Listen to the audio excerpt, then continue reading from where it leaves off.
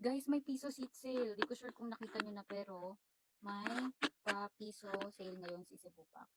So, check natin kung magkano yung pricing nila for piso. Piso base. Alam ko from Cebu yung ano nila eh, yung pa-piso nila ngayon.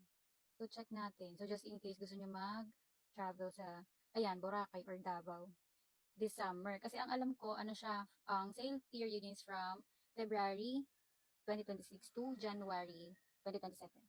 So, tingnan natin. For example, magbuburakay ako from Cebu ng, let's see, may mga piso. Ayan o, March.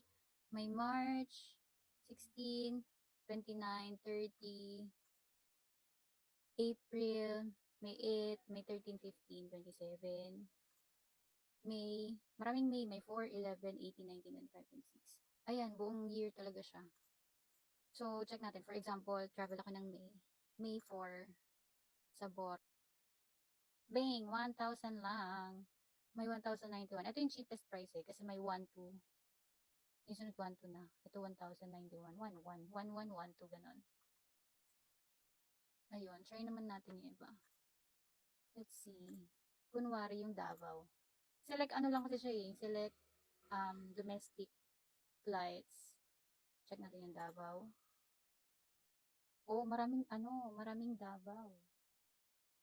June 4. Select. Search. Same yung price. Nasa 1,000. Ayan, 1,1. Ganun. 1,1 to 1,2. Ayan, in fairness, okay naman yung price ngayon. Pero usually kasi ano, di ba to? 900. Pero, ayan, sa ngayon yung piso nila is nasa 1K. Pero mura na yun guys ha. Ayun lang guys, kung gusto nyo mag-summer, mag-travel this year sa Davao, sa Cebu, Boracay, ganon. Nakapiso sila. So for the go, basta lang ko ano din siya, meron din siyang Davao to Cebu. Basta ata from or to Cebu, ganon. Ayan, book nyo na guys habang meron pa. Yun lang.